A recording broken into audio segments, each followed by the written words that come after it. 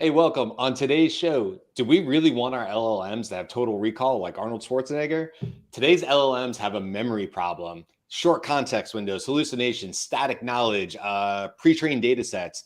They're all limiting our LLMs to remember past conversations and sometimes even earlier parts of the current conversation you're having in the chat.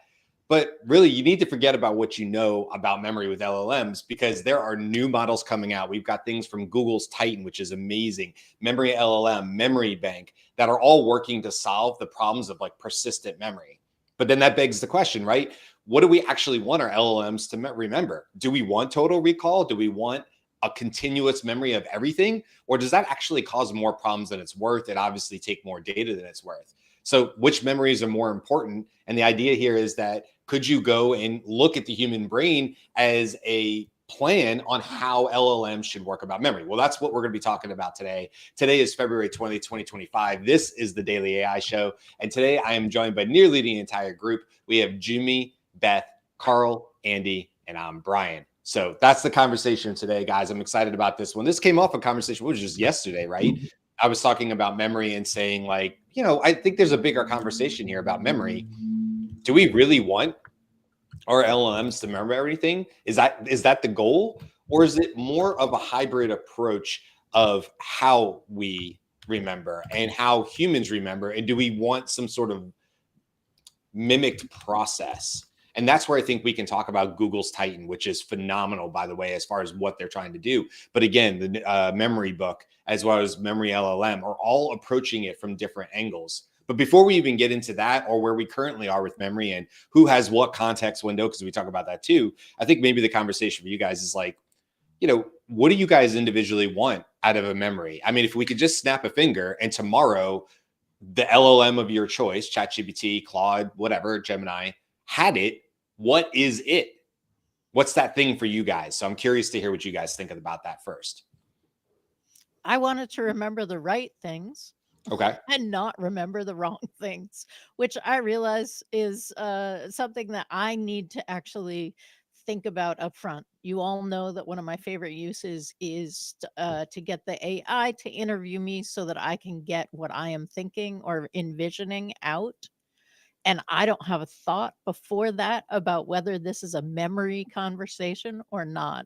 So I'm always going back on the back end or forgetting that and then being frustrated when I get some sort of content generated for me that obviously is pulling from a memory that isn't impactful on what that like is pulling the wrong weight. It's adding a kind of gravity to the generation now that I don't want. That's not what Mm. I was trying to get. And that is a frustrating experience because I am generally the way that I am interacting with the memory is by being frustrated by it. Mm. And Yeah. that's not a positive for me. No, I agree with that. I'm definitely mostly positive by memory. With the rest of you guys, what do you think? I'll say that I want the emergence of a personal assistant that's an agent for me, and a prerequisite for that, and a prerequisite also for artificial general intelligence, something that's akin to the way human memory works with our own processing of intelligence. Um, that requires long-term self-updating memory. And I want to avoid all the problems that can occur if I give information to my personal assistant and it doesn't understand that, so it retains that. Okay, it's going to lock that away. Okay, I remember that. But then I give it another instruction that may have some interaction with that old memory that is stored. And I want it to understand the temporal relationship between those two, so that the thing that I said more recently does have higher priority or weight when recalling and or organizing for reasoning purposes and taking action for me. Those more recent things, and we do this naturally as a human, right? We kind of have mechanical processes almost in our brain that decay the recall and primacy of older memories and bring the newer memories into sharper focus when we consult our memories. unless we're really old, we're just reminiscing like I sometimes do. Well, you brought up a good term on this one before we jump to Jyunmi and Karl.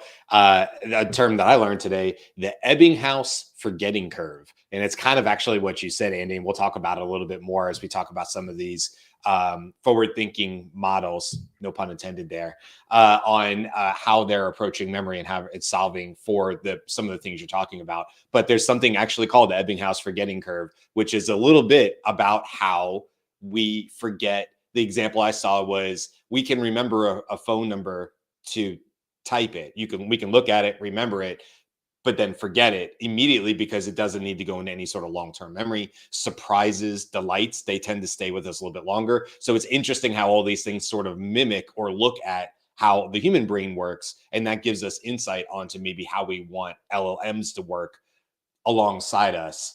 But Karl and Jyunmi, I'd be curious to hear that first question. Like, what do you guys ultimately want from memory in your LLM if we could snap a finger? I'll take it from a user perspective. When I'm having a conversation, I want to remember the entire conversation. I don't want to have to at any point, if I've been talking to it for 10 minutes, I don't want to have to go back and say, "Oh, did you remember the whole initial question?" I know we're talking about this section right now, but keep it in context for what the larger conversation is. And I think Andy touched upon that a little bit, but essentially from that would be a great user experience step forward, quality of life, and how I would interact with the AI or with an LLM is if you just remember everything that we've already talked about, and then we can reference it and go back to it and things like that. The less prompting I have to do because it is remembering more of it, that is, I think, a huge boon for me, at least on the way I interact with LLMs now. What about you, Karl? Have you tried ChatGPT? Because I know they updated it. If you go to 4.0, it actually like if you ask it, "Hey, what did we talk about our last 10 conversations?" It actually remembers it, just if you try it. So that's to me, that was part of the update. I don't know if that was the recent update but give it a shot. And I think like that's the whole purpose of the whole autonomous agents part when I'm thinking about it, because I don't want to have to keep telling it, "Hey, I need you to do this." Even just go log into this, do this, create this. It'd be much easier then to be like, "Hey, remember what you did yesterday? Okay, do that, but also add this, and then add this, and then do this." And then it just remembers the mistakes it made the previous time. And it's sort of like, maybe that's the precursor to it learning by itself. So it's like, oh, remembers that, takes action based on that, and then keeps going over and over. So that's sort of what I was thinking. I was like, oh, what are you going to do with that memory now? And it isn't just us recalling what we talked about. It's you taking action based on that. So simple example, if I go to operator and I type, I want it to do this, with memory, be like, "Hey, do that from the last time, but now do this." And there's a difference between, "Hey, execute this task that we named," but rather it actually remembers the process and then with reasoning builds upon that. That's sort of how I was thinking about it. I think it's a good call out too, because we don't have perfect memories. I don't know the science of it. I didn't dive deep into this. I wish I'd used deep research for Perplexity and gone into how memory works for humans. But as a general standpoint, we remember context around it, but our brain isn't isn't a perfect recall system of, well, most people don't have that. Some people have those abilities, but most people don't have that. We remember the context around it, how somebody maybe their tone or inflection, but I may remember that Jyunmi was mad at me, but I may not remember. And somebody said, well, what was Jyunmi mad about? And I'd say, well, look, it was this or that. And he got really angry at this one point or whatever. And if somebody really pushed me and said, yes, but what did Jyunmi say to you? I'd be like, I don't remember exactly the words. I remember how it made me feel, or that's what stuck was that, ooh, I've really upset Jyunmi, and that has caused this more of a deeper neural connection in the brain. So as I was researching this and looking at where we are with LLMs right now, I think it's a really good problem to explore, because here are some of the things we're up against. The way current LLMs work, they're pre-trained on data. We know this. Now they now have access to the internet, what gives the feeling of having like updated memory, but it's just doing search and retrieval. And sometimes it's wrong because it will, like, for instance, I had Perplexity and it was wrong earlier today when it told me how updated 4.0 is with its training data. They gave me a 2023 date and I knew that was wrong. Perplexity went out, searched, found what it felt was a reputable source and came back with that information. It was imperfect, right? So it was a hallucination. Tried to do the right thing, pulled the wrong citation, whatever. So then we have short, or sometimes we have longer with Gemini context windows.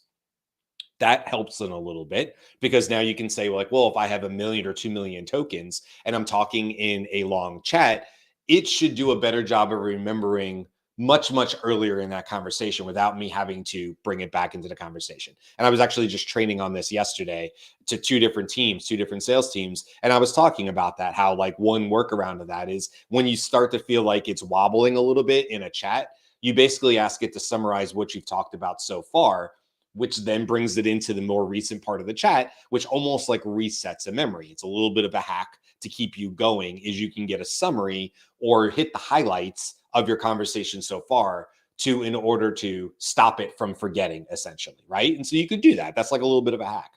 And we have RAG systems. RAG systems are like having an open book. What are the facts? I'll go look over here if you want me to, and I'll bring it back. We could theoretically set up a massive RAG system of all our memories and put it in there and be like, these are all facts. But I think that's where it gets interesting. And that's where you're seeing things like Titan and other ones approach this from like a 3-pronged system, or 3-pronged approach to it, which isn't to say that we want total recall, as I said in the opening, that actually isn't probably what we want. It's a little bit of what I think all of you guys have said. Andy, you were talking about it as well. And we look at Titan.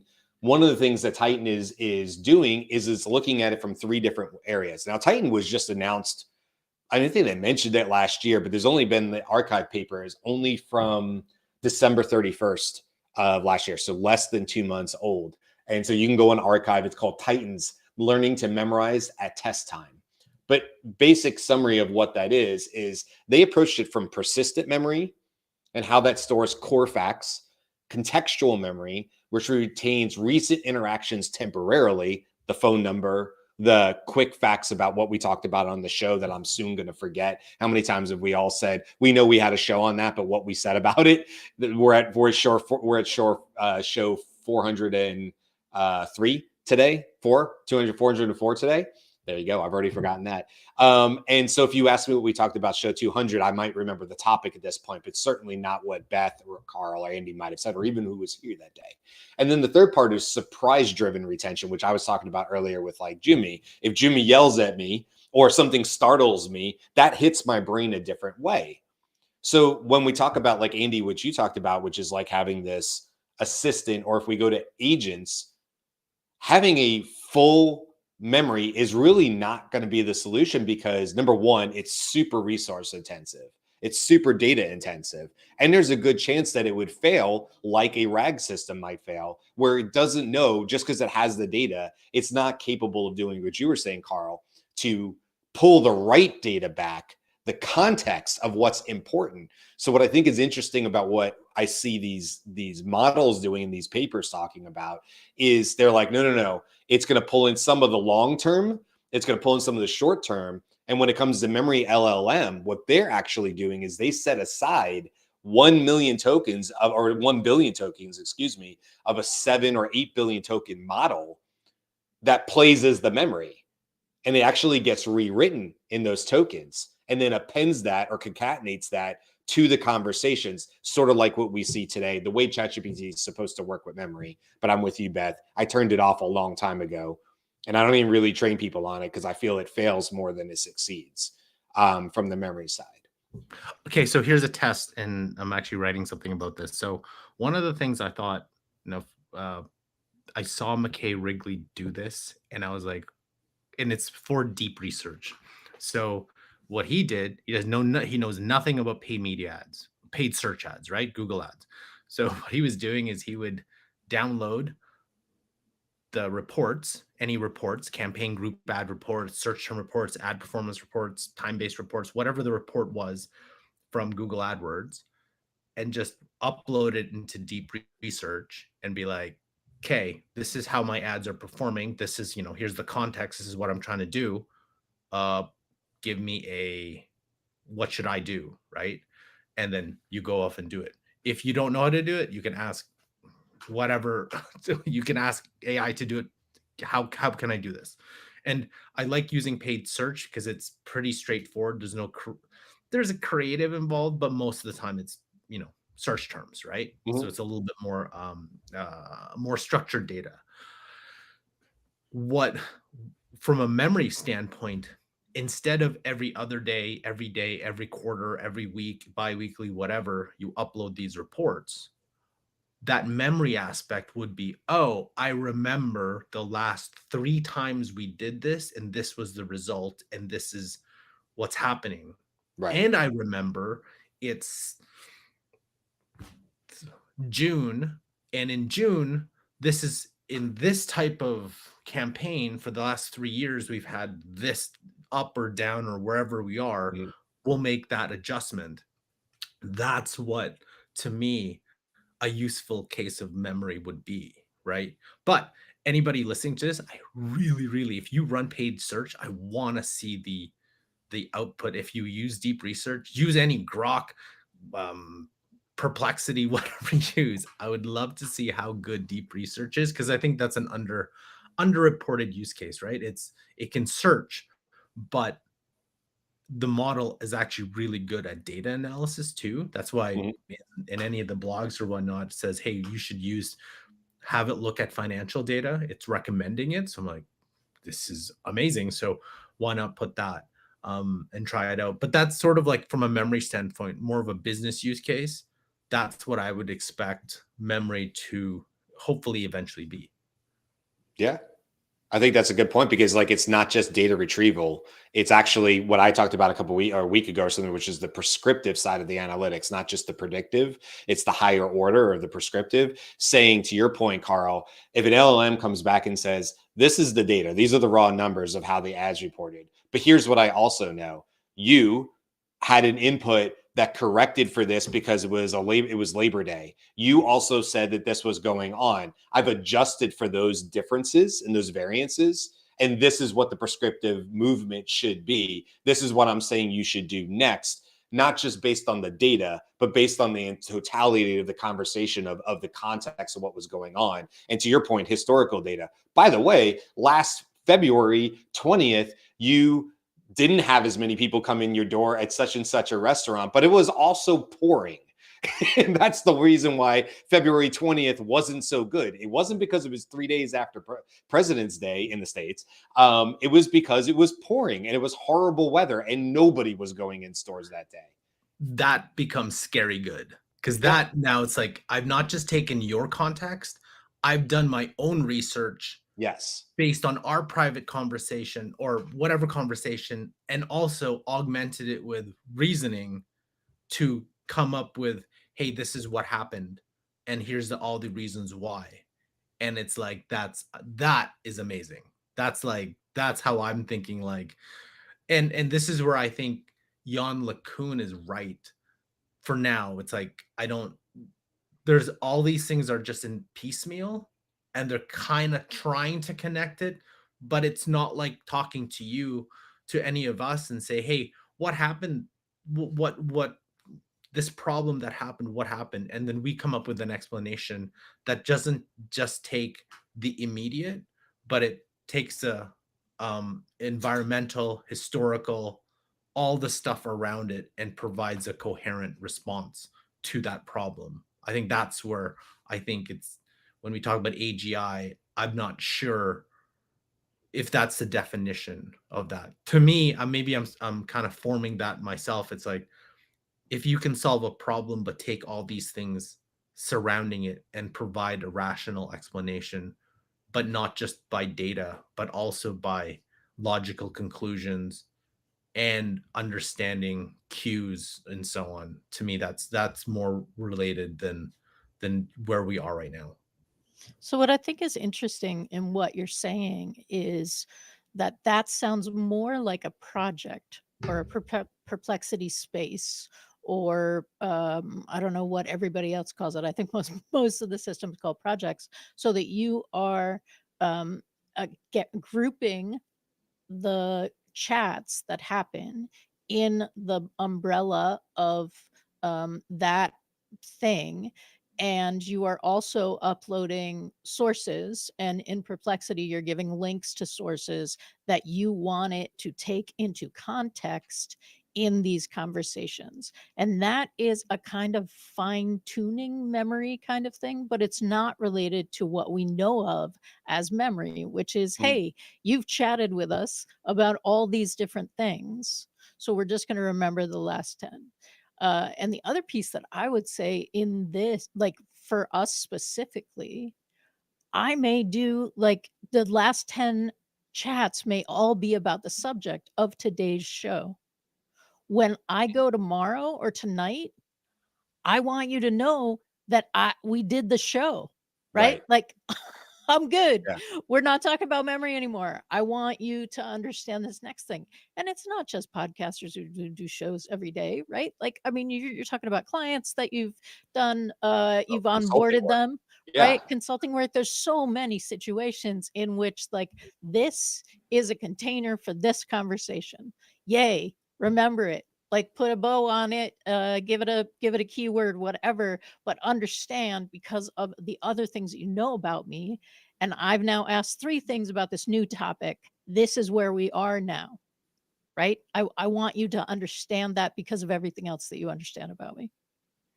And what I've heard about too is what I feel like is coming is the models are getting so fast that as you were typing, we sort of saw this with Meta a while ago, that as you started typing, pictures would show up mid-sentence.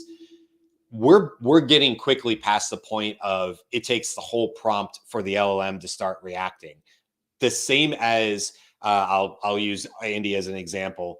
If Andy and I are in a room and we're having a conversation, and Andy interrupts my sentence to respond to me. In fact, this is something my 14-year-old daughter does to me all the time. And I'm always saying, as a dad, would you let me finish what I was going to say? Because you probably wouldn't have that question.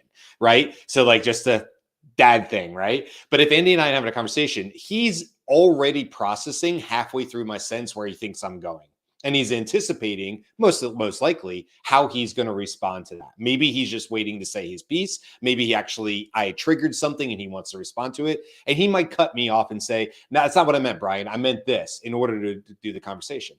I believe, and what I've read is prompts are going the same way. And here's what I think that means based on what you guys are saying, is that we're going to use Thumper as a prop here, and a remote. And so I start typing my prompt. And if future memory starts working the way we would want it to work in a prompt, then during that prompt, to your point, Beth, let's use your example of past shows, words, whatever. As you start typing, the LLM starts gathering stuff and it puts it over here mid-sentence while you're still putting out your prompt, and it's going, okay, I think she's gonna, nope, it's not gonna be the remote, it's gonna be the mouse and Thumper, it's gonna be one of these, it's definitely Thumper. And then you hit enter and it's already pulled in contextual memory about Thumper into that conversation. At the point that you're hitting enter, it's going to be moving faster and preloading, just like Google web pages do. Cache, or having cache on your computer, or cookies enable frequently visited websites to load faster because they're sitting in memory on your computer. We're all used to that. We all know that. That's how some websites load much, much faster than others that you've never been to. Prompting is going to go the same way. It's going to be preloading stuff lightning fast without our knowledge of that in the background. And I think that's how I see more memory actually being helpful to us. To that example, Beth, which is, hey, when I start talking about a new topic and tonight's show, or you and I both do editing on the back end for the show and stuff like that, you know, already understand that this is what I mean. Ignore yesterday's topic, but do bring in the steps that were used to help me make this process faster. And that's very tricky. Even we struggle with that as humans, right? So to expect AI to be able to know instantly what memory to go grab, what's important, what's not, and it's going to be this weird mix, which is, again, what I think Titan is really trying to solve for, is a variety of types of memories, not just static memory, not just it's a RAG system and I'll get it all for you, Beth. It's more like, well, I'm going to give more importance to the stuff we talked about recently. But there's also historical long-term memory that might be really important for how we shape all this, back to Karl's example. And then there's some other memory in between that I might pull in for context into it. Right. And that goes back to what Karl was talking about and Jan LeCun talking about, right? Like this specific thing seems really difficult for an AI that seems to create patterns based on, or not seems to, it does, it creates patterns like a 1 degree pattern, except of course it's multidimensional.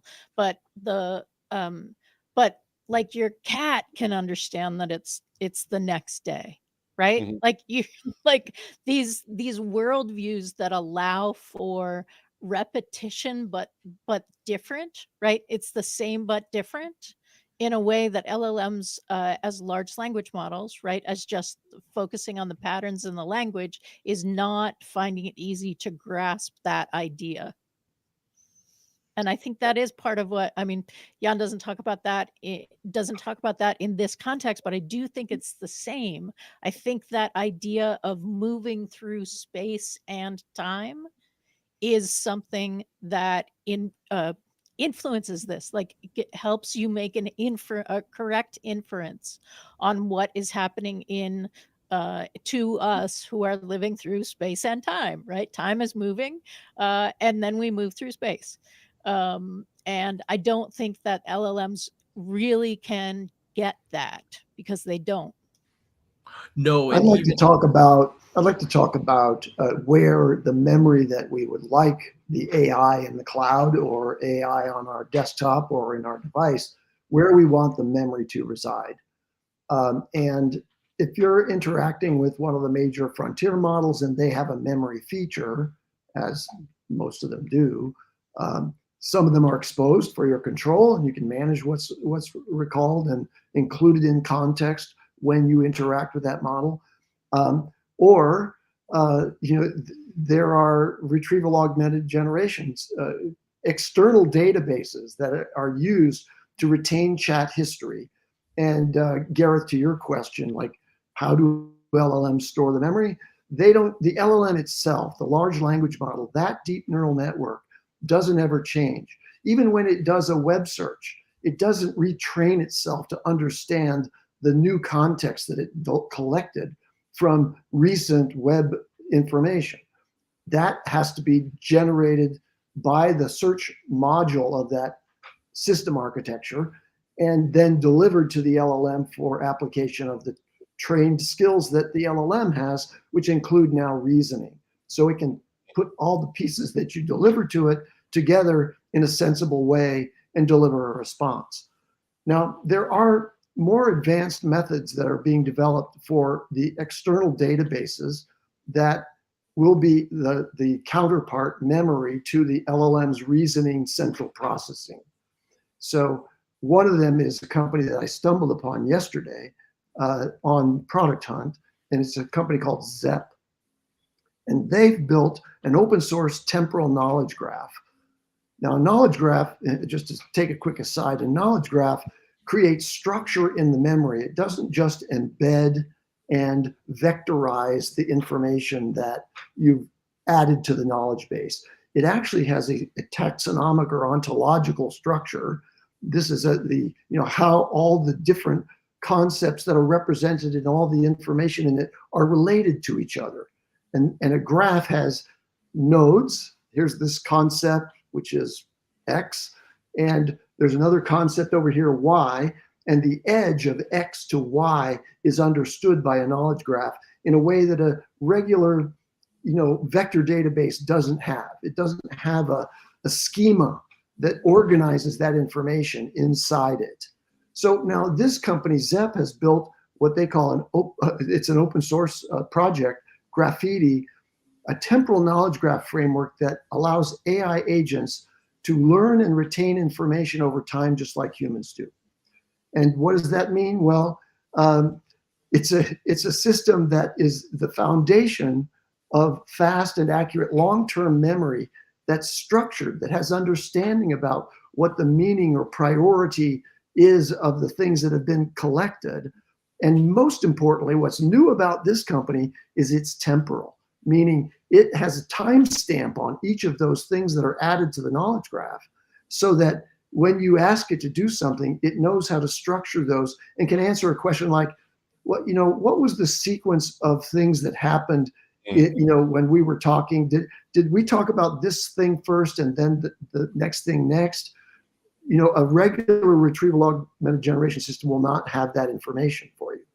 But this knowledge graph with temporal structure, that's key. And it's the first time I've seen it. There may be others out there, but this literally just surfaced on Product Hunt yesterday and got a lot of attention there, I think. Can you spell the name of the company? We have questions in the, it looks like it's Get Zep. Sorry, Beth did it for you. It's ZEP. I'm in Canada, so I have to say Zed. So it's ZEP, and their product is called Graffiti. That's the temporal knowledge graph. Graffiti. Okay. Yeah, Beth put it looks like Get Zep at spelled with graph, GRAPHITI. Yeah. Graffiti. Oh, and before I gotta go early today, I just want to say, hey, we're keeping Andy for one day because the Four Nations face-off is today, and we're so go Canada on that one. They want to beat me up here. I don't know what it is. Yeah. You gotta be careful with that one. I think that's awesome. So that seems in line with some of the stuff I found, such as Tim, which is Think in Memory. And like I said, two of the other ones. So let me just talk really briefly about what these other two are doing, because it sounds sort of in line with what you're talking about, although these are more or less papers. So there's a paper that came out, I think February, and this is Memory LLM. And the paper is called Memory LLM Towards Self-Updatable Large Language Models. And this is sort of a little bit of the abstract without reading the whole thing. Existing large language models usually remain static after deployment, which might make it hard to inject new knowledge into the model. You were just talking about that, Andy. We aim to build models containing considerable portion of self-updatable parameters, enabling a model to integrate new knowledge effectively and efficiently. To this end, we introduce Memory LLM, a model that comprises a transformer and a fixed size memory pool with the latent space of the transformer. Within the latent space of the transformer. Memory LLM can self-update with text knowledge and memorize the knowledge injected earlier. Then it goes on to say, our evaluations demonstrate the ability of Memory LLM to effectively incorporate new knowledge as evidenced by its performance on model editing benchmarks.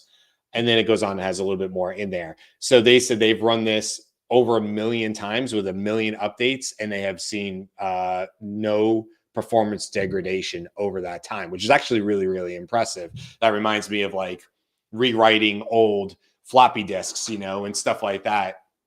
Over time, they degrade. They're not able to continuously, or VHS tape back in the day. They're going to degrade if you try to re-record on them 40 times. So that's what I was thinking when I heard this, like, oh, they're running this millions of times and they're not seeing any degradation in the quality of that updated memory. And this is the one where I mentioned where it's like a piece of the larger total 7 billion parameters, like 1 billion of it is being held aside.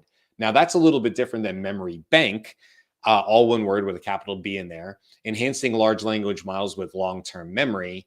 This paper came out beginning of January. So everything I've been mentioning is all fairly new. And then it goes on to say, this one's a little bit longer, but we'll just try to get the top parts of it here. Large language models have drastically reshaped our interactions with artificial intelligence systems, showcasing impressive performance across an extensive array of tasks. Despite this, a notable hindrance remains the deficiency of a long-term memory mechanism within these models. This shortfall becomes increasingly evident in situations demanding sustained interactions, such as personal companion systems, which they focus on more. I should just point that out. Psychological counseling, secretarial assistance. Recognizing the necessity for long-term memory, we propose Memory Bank, a novel memory mechanism tailored for LLMs. And then this last part here, Memory Bank enables the models to summon relevant memories, continually evolve through a continuous memory updates, comprehend and adapt to the user's personality over time by synthesizing information from previous interactions to mimic anthropomorphic,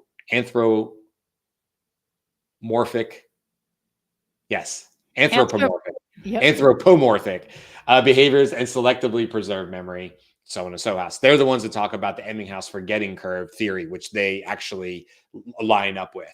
So here's just a few. The ZEP that you talked about, obviously Titan is a big one. And that's nothing to take away from Gemini in the last 6 days.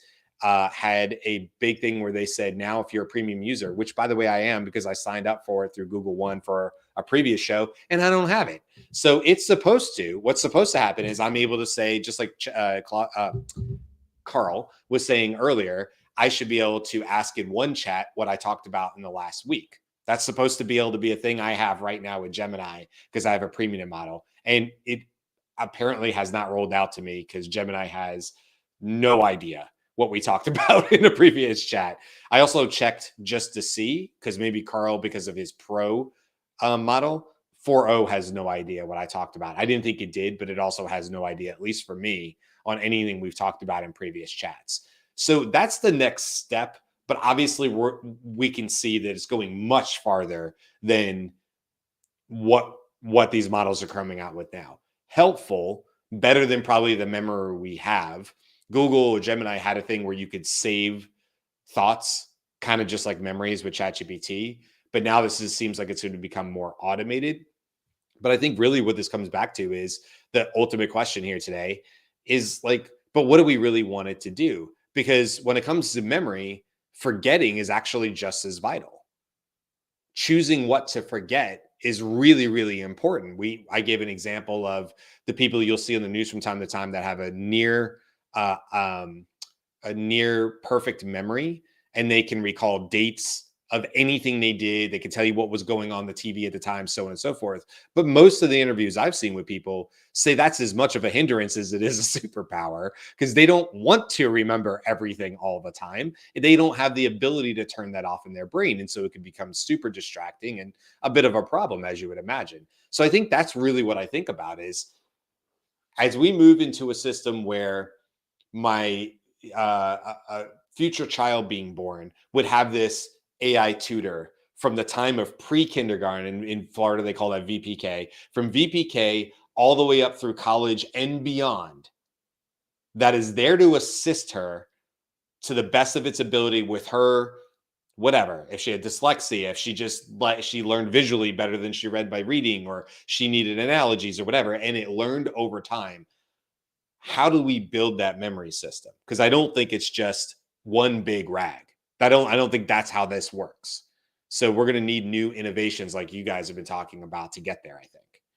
So I just did the experiment because Brian mentioned having access to Google Advanced, to Gemini Advanced, and it gave me past conversations, right? So Really?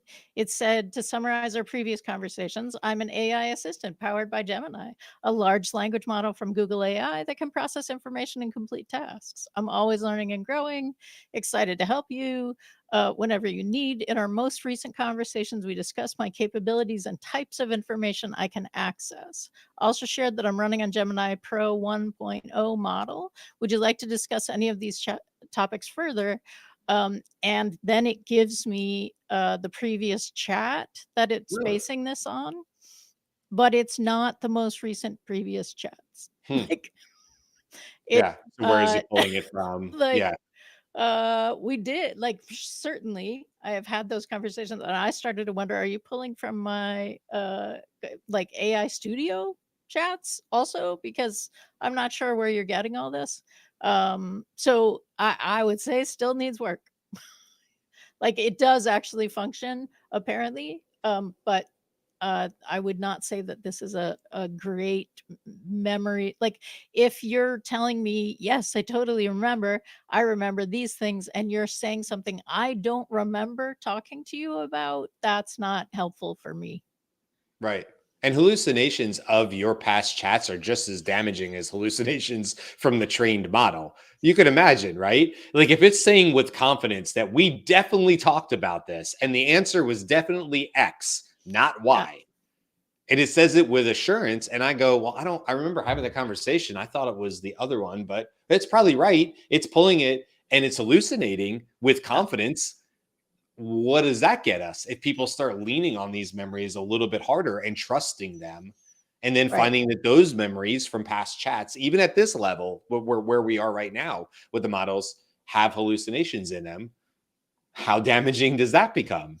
And I have to say that that's my experience of Gemini. I wonder if Andy or Jumi have similar thoughts, because I still experience Gemini as having more hallucinations with absolute confidence than the other models.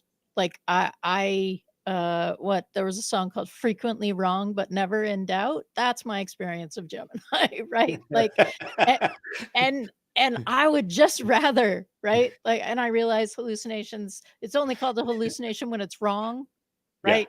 Otherwise, it's just called AI generation right. because it's doing the same function, Still predicting. Yeah. right? But yeah, I feel I experience that in Gemini way more than I experience that in the other flavors. Like that frequently long but never in doubt. Yeah, that to me, I agree. That's almost more damaging. And so what I would say here is like there's a long way to go for memory to be, I think, the memory that we sort of think in our minds collectively, we, not just us four. And Carl was there earlier, all the folks in the chat, by the way, super props to Gareth and Gwen and Jeff and Jude and Greg and everybody else in there who's been adding to the conversation and giving your guys' thoughts on how you're using memory or how it is different for custom GPT versus regular. There's just a ton of great information. Just props to anybody. If you want to get the most out of this show, come to the show live if you can and get in the chat, because you get all of what we're doing plus so much expertise in the chat as well. So I appreciate that. But I just think we have, to wrap up here, like I think we just have, for it to really be useful, not just like mildly useful. I think we're really in the early days of memory. Like I said, I turned off memories in ChatGPT a while ago. It would take a lot for me to turn it back on, frankly. It doesn't understand context. It just understands, if I said I like chocolate ice cream, it's like, that sounds like something important. I'm like, not at all. It's never going to come up again, like whatever. And also, I'm a consultant, so I work with multiple different clients, and you can imagine that that's not great because it confuses things all the time in there. So I would say out of the three, I'm the most excited about Titan. When you read through that paper, by the way, there's multiple different blogs on it, but if you wanted to go to archive, you could get to it again. Titans learning to memorize at test time. And they explain what test time means, by the way, and everything else in there. But how they break it down, there's also a Medium article that I recommend called Google Titans Model Explain: The Future of Memory-Driven AI Architectures. And that one came out on January 26, 2025. That's on Medium, but I was able to read the whole thing without a subscription or anything. That gentleman does a good job of breaking down what it does, how it works, or how it's intended to work. And so there's hope, but I just think that's why I wanted to have this conversation today. I just think we're not as close as maybe we hope we would like to be with memory, and having a true LLM that could sit beside you and be really helpful across time. Because I think if we deployed what we had today, what we would get is something that was just trying to remember data, as opposed to what Carl said, which is remembering data and context of how that data was presented. And that's really what I think we ultimately want with memory. What do you guys think? Anything left? I'll say that that's great. A big mind in the world of AI, Ilya Sutskever, the co-founder of OpenAI and their chief scientist, now at his own company, he has talked about AGI, and he leads with 2 technical requirements that are necessary in the approach to AGI. And the first one he lists is dynamic consolidation of memory. So we have outboard memory. We know how to build databases, but having those evolve over time without losing anything that's important, and knowing how to restructure this memory, that's essential to operating like a generally intelligent human. The second thing that he talks about is self-play, so that multiple agents can work with the other AI and not have to depend on humans to interact with them in order to make advances. That self-play and AI to AI interaction is important to the accelerated advancement of that. Those are the 2 technical requirements. Then he talks about some other softer issues that are important and essential, truly, and that's alignment.